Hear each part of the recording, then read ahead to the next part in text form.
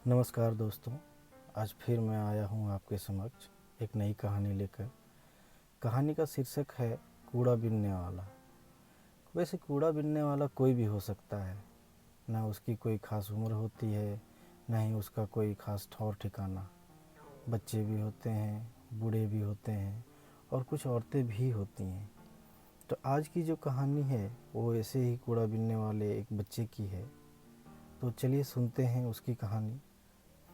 मैले कुचेले कपड़ों में एक बच्चा, जिसकी उम्र मुश्किल से 8 साल के आसपास रही होगी, कंधे से लटकाए प्लास्टिक की बोरी और हाथ में छोटा सा डंडा लिए हुए कॉलोनी में आया। कॉलोनी में रखे कूड़ेदान के आसपास बिखरे कूड़ों में से कुछ चीज़ें छांट कर अपनी बोरी में रखने लगा। उसके पहनावे और कंधे से लटकती हुई गंदी सी बोरी को देखकर कॉलोनी में घूमते हुए आवारा कुत्ते ज़ोर ज़ोर से भौंकने लगे और उसे आकर चारों तरफ से घेर लिया। बेचारा बच्चा पहले तो डर गया, फिर अपने छोटे से डंडे से भगाने की कोशिश करता रहा। काफ़ी मेहनत के बाद वो सभी कुत्तों को भगा पाया। कुत्तों को भगाने के बाद फिर से वो कूड़ेदान के पास आया और जितना हो सका उतना अपने काम की चीज़ उठाने के लिए आगे बढ़ा। सामान उठाते उठाते उसे एक लाल रंग का बैग मिला जो चारों तरफ से फटा हुआ था, लेकिन कंधे से टांगने वाली जो डोर थी वो अभी भी लटक रही थी।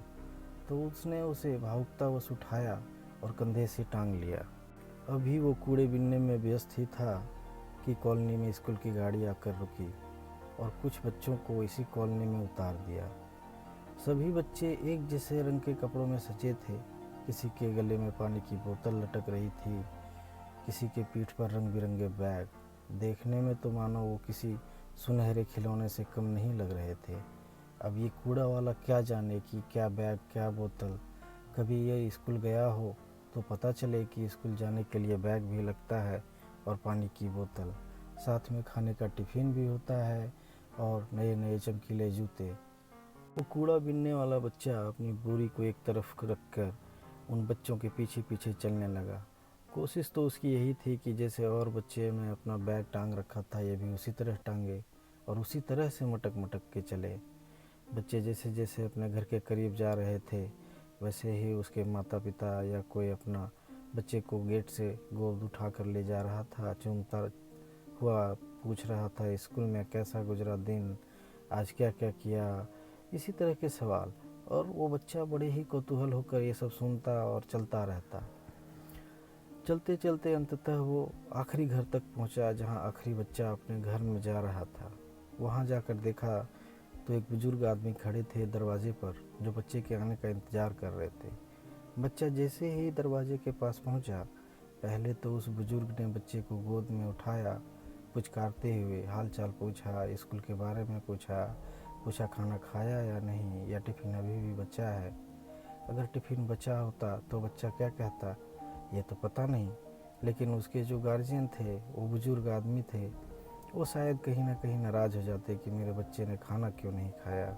बुजुर्ग ने जब बच्चे से नज़र हटाकर इस कूड़े वाले बच्चे को देखा तो देखते ही गुस्सा हो गए और गुस्से में ही तिलमिलाते हुए बोले, क्या रे, मेरे बेटे का पीछा कर रहा है? भाग जा साले, वरना हाथ पैर तोड़ देंगे। अब ये बच्चा क्या कहता? ये बच्चा तो ना उसको पता था क्यों डांट रहे हैं, ना ये पता था कि इसने क्या किया। लेकिन वो जो बुजुर्ग थे उन्होंने अभी भी गाली देना बंद नहीं किया था। वो अभी भी बोल रहे थे, चोर कहीं का साला भिखमंगा, आ जाता है कहाँ से पता नहीं, हमारे बच्चों के पीछे लग जाता है। क्या करेगा तुम यहाँ, निकल यहाँ से, भाग। कॉलोनी में तुम दोबारा दिखा तो हाथ पैर तोड़ दूंगा। और भी न जाने क्या क्या उसके मुंह से निकल रहे थे। बच्चे को समझ नहीं आया कि आखिर मैंने ऐसे क्या गलती कर दी। फिर भी वो कूड़ा वाला बच्चा डर के पीछे भागने लगा। जब वापस आया तो उसने फिर से अपने थैले को उठाया, जो गंदी सी बोरी थी, उसको कंधे से सटाते हुए चलने लगा और जाते जाते बड़बड़ाने लगा कि ना ही मैं कोई चोर हूँ और ना ही मैं कोई भिखमंगा हूँ। मैं तो बस ये जानना चाहता था कि बच्चे कहाँ जाते हैं और बच्चे कैसे पढ़ाई करते हैं। अगर ये पूछना ये देखना मेरा गुनाह था तो बाप रे बाप, सवाल पूछे बिना ही हाथ पैर तोड़ने वाले थे। अगर मैं पढ़ने जाता तो पता नहीं ये क्या करते।